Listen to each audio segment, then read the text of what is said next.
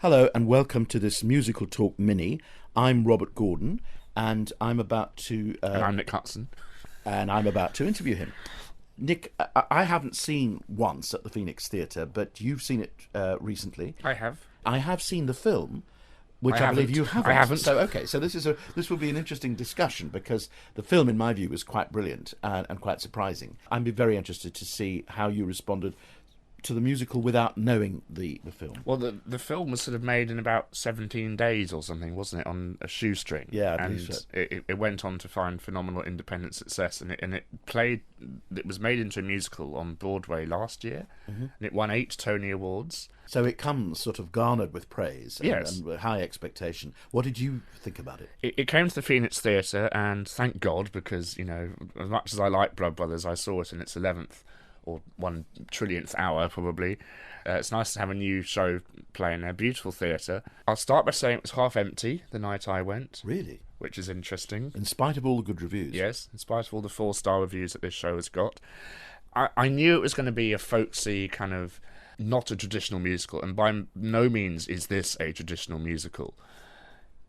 Or even a musical, I think, would be an interesting way to look at it. But that got some debate going on Twitter as to whether it is a musical. It's being marketed as a musical.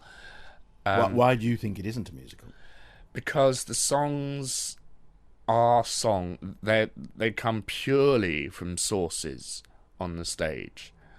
Even when you enter the theatre, they're having a good old knees up on the pub on stage, and the audience are free to go up onto the stage and have a drink on. So they're all non-diegetic. Is that the right word? Yes. Okay. So the story is it's about a busker who writes good Irish folky pop songs. It's set in the modern day, or it was set in the modern day when it was written, and now it seems dated, which is an issue with many. I mean, we're kind of in the realm of CDs now, which a bit old-fashioned now. But anyway, it's about a busker called Guy, which isn't his name, by the way. He's the guy, and the girl is the girl whom he meets. Guy is a Hoover repair man, and he's also a musician and writes songs. And girl is we don't even know what she's really. She's just sort of a travelling Czech lady who happens to stumble upon him and hear him sing, and sort of musical love at first sight, really. So there's no songs moving the action forward. So can you explain, are the songs really just an accompaniment to the telling of the story rather than integral to telling the story? Is that what you would say? He would say, here's a song I wrote, and he'd sing it, and it would be very nice. Because I don't know how many songs were written for this musical, but the story is, I mean, it's essentially a true story. It's about an Irish songwriter who met a Czech songwriter, and these are the songs they wrote together.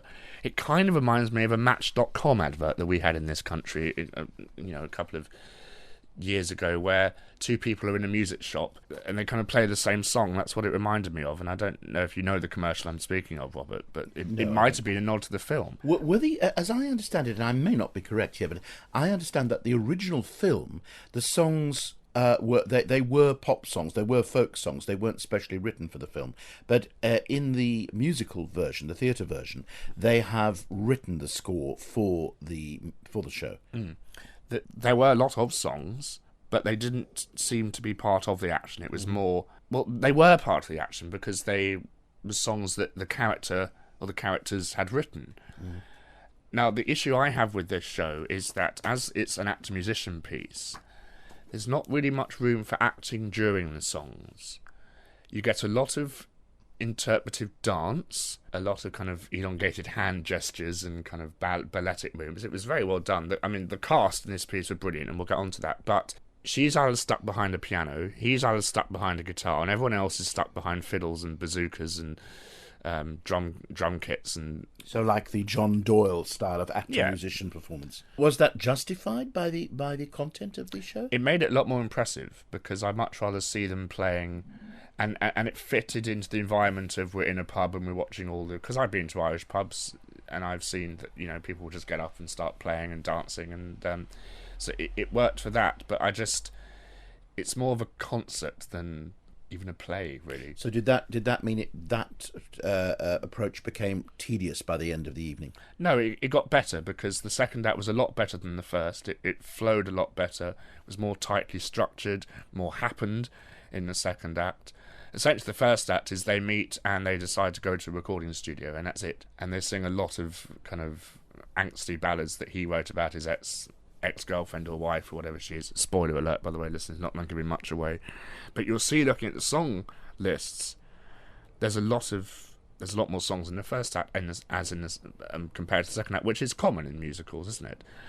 But why it's called Once, I don't know. Well, is it a sort of joking reference to a fairy story, Once Upon a Time, and this happened once, and it's a once only type of Surely Once Upon a Time would be a better title. It's not even a song called Once, you'll notice.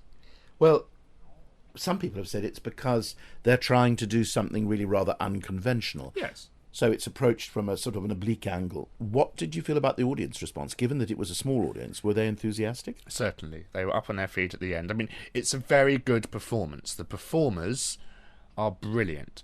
The minute Girl came on the stage, and you might be able to pronounce her name better than I will, Robert, but I'm going to say Srinka Svitetich? Yes, we're going to say that. I apologise if you are... Shall we call her Zrinka? We'll call her Zrinka, and I apologise if you're listening. And if you are, you're absolutely brilliant. I and every other man, whatever, in the audience fell in love with her. It's a bit like Belle in Beauty and the Beast when she comes on stage, or Matilda, or Annie. Everyone just falls for her. And then she played the piano, and I fell in love with her more. And then she played Mendelssohn, and I was practically salivating on the... she is absolutely wonderful. Declan Bennett, who plays Guy, very good actor, couldn't quite understand a lot of what he sung. It might be the strong Irish accent. So during his songs, I sort of turned off and just enjoyed the harmonies. There were some beautiful musical moments. There's one completely very close harmony a cappella song, which was stunning and really brought the house down. There's a song in 5/4, which I enjoyed. But you'll notice I'm not giving away titles here because I couldn't really remember any of them. Well, what strikes me as really curious is I'd have thought from the pre-publicity, the marketing of this show, that it would really appeal to a younger audience, an audience that is not that interested in conventional Broadway musicals, and that's its appeal on Broadway, where it's doing very well, I understand. And here you're saying that after a number of, large number of 4-star reviews and a lot of interesting publicity, it's the theatre's only half full, and it's not the biggest theatre in London, the Phoenix. So that means somehow it hasn't been shown to appeal to the right audience demographic. Is that correct, you say? I think there's another show that has overshadowed it slightly, which is more for the younger crowd as well. Which is? Book of Mormon. Ah. And I think if they were to try to compete with Book of Mormon's publicity campaign, it would have failed miserably. Yeah, that's had a hugely expensive publicity campaign, hasn't it? Ironically, been advertised in the press how expensive the publicity campaign cost, thus keeping it going even more. But I think they did what the show does, which is the complete opposite to Book of Mormon. Mm-hmm. They've opened, they've done their work quietly, they've got the good reviews, and I think in the future we might start seeing a lot more publicity come. But you see, what interests me is it looks exactly like a show, and it sounds, from what I've heard, like a show which would appeal to audiences who are interested in Irish music and who are interested in theatre but are not really interested in musicals per se, and don't like conventional musicals. Well, let's not forget it started its life in the UK, in Dublin. So they've done Ireland, which is a very nice decision, and now it's in the Phoenix Theatre. It'll trickle along very nicely, I think, for a while. I don't see it lasting a huge amount of time. They need to do something. What's interesting is, just like Matilda, they've found a book writer who's actually famous for writing, shall we say, more highbrow drama. And the same for Charlie as well. And for Charlie. Does this work? Enda Walsh is a well-known Irish playwright. Does the book have the ring of authenticity? It's very funny. I mean, the second line gets a laugh in the show, which is always a good sign, and for the right reasons as well. It's I just wish it looked at the songs better and tried to have more book numbers as opposed to breakaway songs. So, but certainly go and see it. It's a beautiful production, worth seeing for the performers alone. Actors all playing instruments, which is always refreshing to see, whatever you think of the, the kind of choreography they're given. And I have to, again, give special credit to Zelinka and another beautiful violinist in the show called Flora Spencer Longhurst, who's one to watch. She's been in a couple of TV shows. The a cappella song I liked was called Gold, as it says here, so I'm actually going to listen to that song again on the cast recording because it was incredibly moving. So for more about Once, visit www.oncemusical.co.uk. And thank you very much, Robert, for helping me along. Thank you, Nick.